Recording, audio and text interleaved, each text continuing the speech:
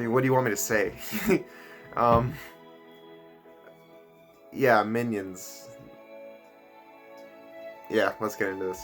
So I saw Minions: The Rise of Gru with my brother, and we both had basically the same opinion about it, but I'll get to that in a bit. So I guess I will talk about my history with this franchise before I go into how I feel about this movie. First off, I want to say Illumination sucks, and I hate them. I think they make extremely boring, pandering movies, and they make movies for children. And I know what you're thinking, like, Brandon, it's an animation studio. They make movies for kids, and that's fine. Make movies for kids, but you shouldn't show your kids stupid Illumination movies. You should show them something smart, like good Pixar stuff. If you have the choice between showing your kid Wall-E or freaking Sing 2, show them Wall-E. I mean, at the end of the day, it's just, they make movies that, like, really mean nothing to me. You know what I mean? Like, the fact that Sing 2 was bad doesn't really mean anything to me. They make, like, they make movies that are just really boring and forgettable, and it's whatever. They're not made for me. They're made for kids. So, me complaining about them, it's just not really, like, why, But even then, I watch them, and I'm often very bored. It's not like a Pixar movie where I get into it and I'm like, wow, wow. Something just fell off my dresser. But anyways, Illumination, and I don't even like their animation style. I think, like, it's so, because their budgets, if you look at their budgets, are a lot lower than a typical animated movie. Like, comparing the budget from an Illumination movie to a Pixar movie, it's like, wow, the budget is so much lower, and you can tell because they reuse assets all the time. Watch Sing 1 and try and look out for a crocodile, because you will see that crocodile at least 8 different times in the movie. You will see that same character model. It's so lazy. And I just, they suck. But the Despicable Me franchise, it's a little weird. So,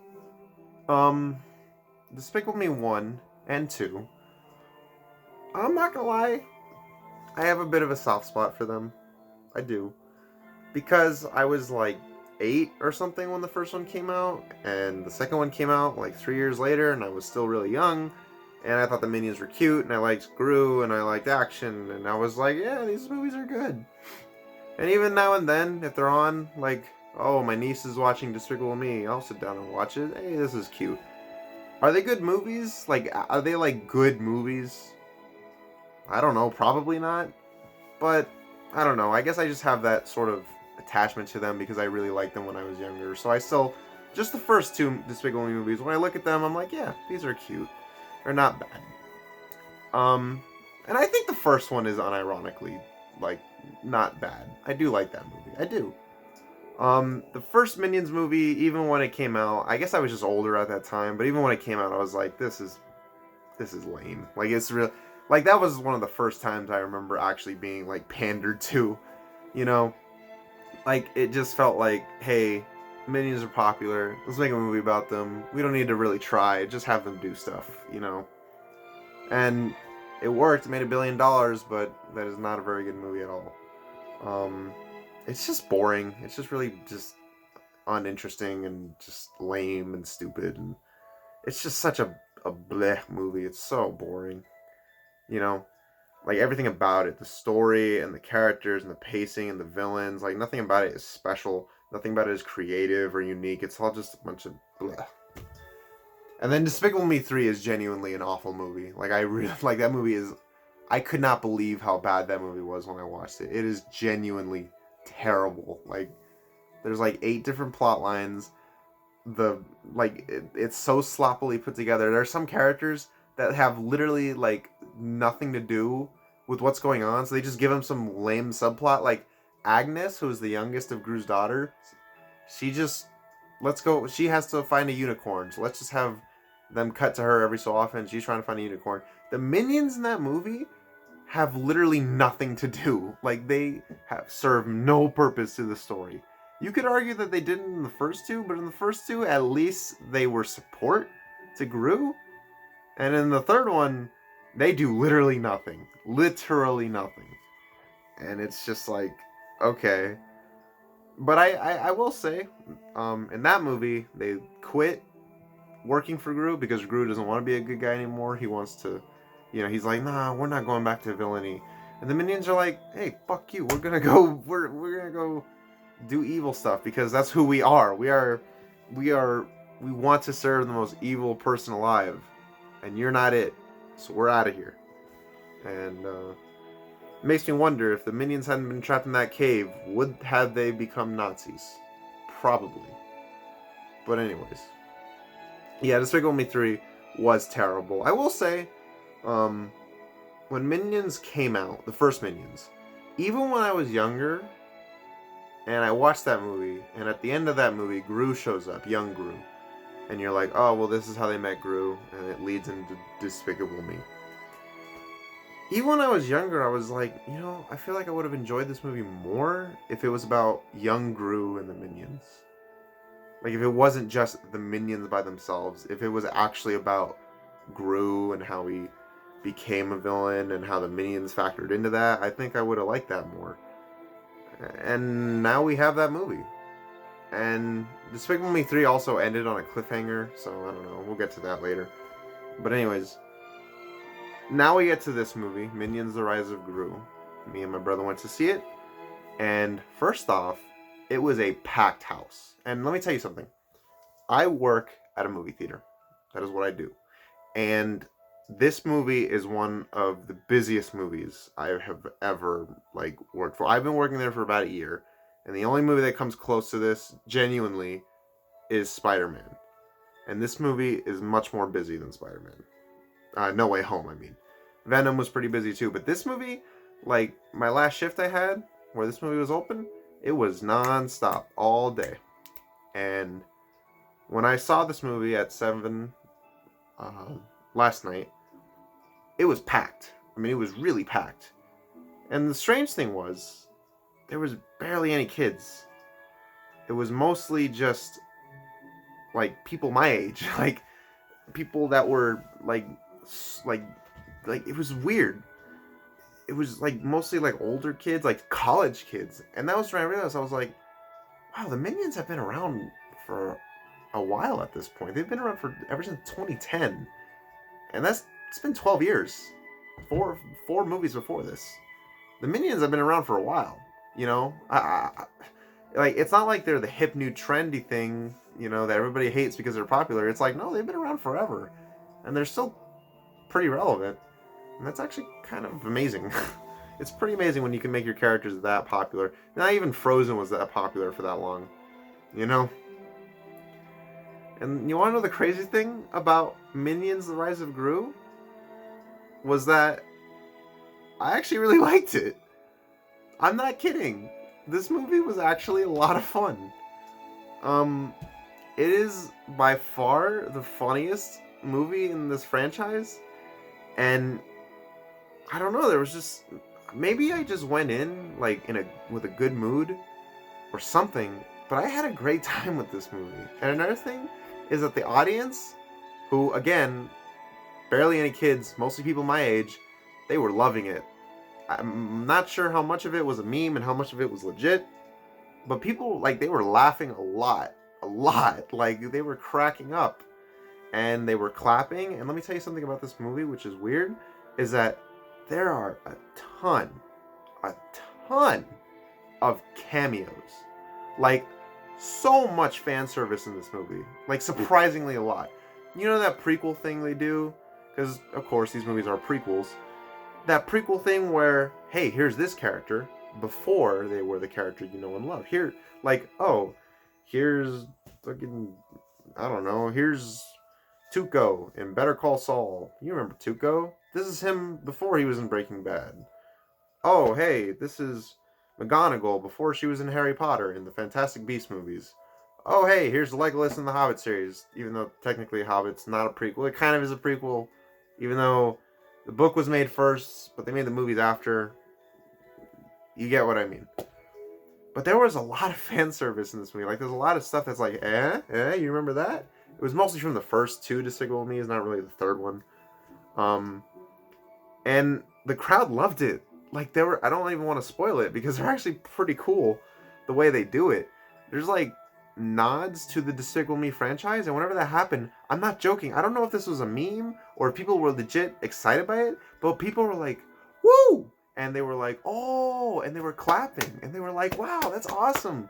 You know, that's like they were like it was crazy. It was like being with Star Wars fans. It was like when you're watching The Mandalorian and freaking Ahsoka shows up, and then you see all those fans online going, "Woo!" It was the same thing in this theater. People were so excited to see references to the Despicable Me franchise in this movie, and I don't know why, but and maybe I'm just missing the joke. Maybe people were just on it, like just ironically clapping because this movie's a meme.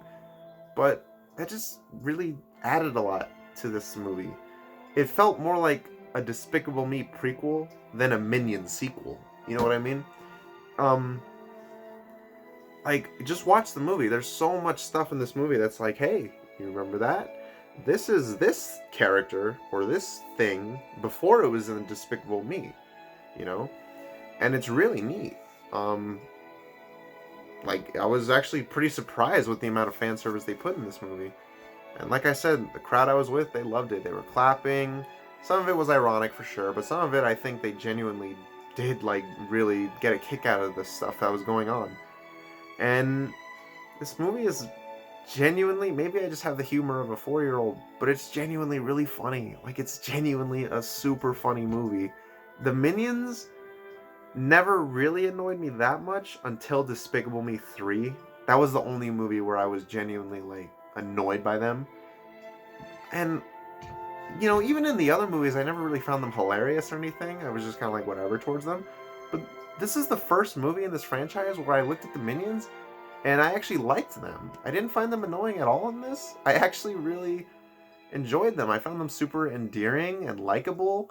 They weren't really that annoying. They were funny. I don't know. Maybe I'm just like maybe my standards are lower. I don't know, but I really liked them in this movie. And it's like I said, this movie's genuine. Listen, like if you were to break this down like from a comedic standpoint, are these really like super clever or well written jokes? No, not really. But just I think the animation really just I know I complained about Illumination animation earlier, but I don't know, maybe just the quickness and the pacing of the animation just makes it funnier. The voice acting definitely helps too. Um I just found this movie super hilarious. Like there's a scene where they there's a heist scene that involves Gru and another villain, and I don't know why, but that scene just cracked me up. Like I was dying. Me and my brother were both dying. And I'm not joking. Halfway through, my brother turned to me and he said, "This is better than Lightyear." And in that moment, I was like, "Oh my God, he's right. I am enjoying Minions: The Rise of Gru more than I enjoyed Lightyear." And that's just crazy. You know, this like this with this movie, I felt like not in terms of story or anything like that, but in terms of the gags, I felt like they actually tried and they actually wanted to do a lot of clever stuff. And I admire that. Of course, there are some jokes that are like fart jokes and ass shots, and you're just like, okay, that's stuff for the kids to laugh at.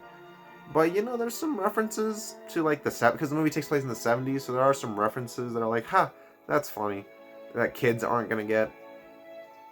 And I don't know, I liked this movie. I really did. I loved that it's not deep, it's not emotional.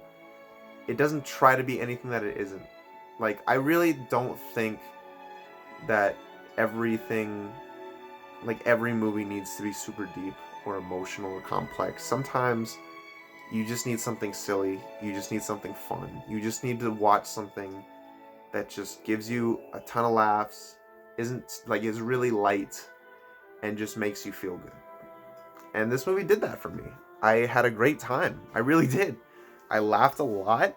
I was enjoying it, you know, I enjoyed the characters and I really liked the world that this movie built where I love the fact that the Despicable Me movies have a ton of supervillains and like zero superheroes. Like they have an anti-villain spy organization, but there's no like Avengers, and I like that.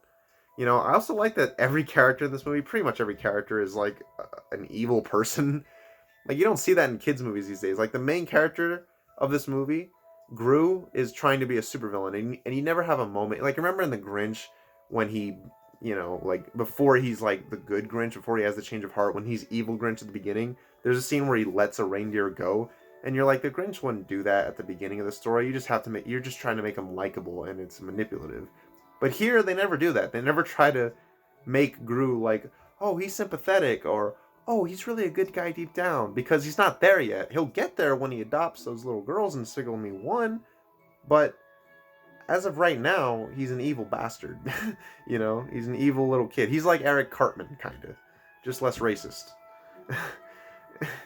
I'm honestly surprised that I enjoyed this movie as much as I did. I honestly had a great time, and I think if you really like the Despicable Me movies, you shouldn't be ashamed. Stick to your guns. Enjoy what you want to enjoy. And like I said, there's a ton of fan service in this movie, surprisingly, and you're gonna get a kick out of that. Yeah, I'd recommend this movie. I really would. I think it's a fun time at the movies. Take the kids, or just go ironically with your friends, and I'm sure you'll have a good time, because I mean, it's like I said, not every movie needs to be this emotional 10 out of 10, make you rethink life kind of movie. Sometimes you just need something silly. Sometimes you just need something light. And, um, and I think this movie is perfect for that. I think this movie is a great time. It's like I said, it's not deep. It's not really anything you're going to be left thinking about in a critical way. But it's definitely something where afterwards you'd be like, man, I really had a great time watching that. Unless you really hate the Minions. If you really, really hate them, I don't think this is going to change your mind. But if you find them somewhat endearing, you'll probably get a kick out of this. So Minions: The Rise of Gru, I don't care what you say, I liked it. Alright? So that pretty much invalidates my opinion. I had a good time with this movie. I liked it. And there's nothing you can do about it.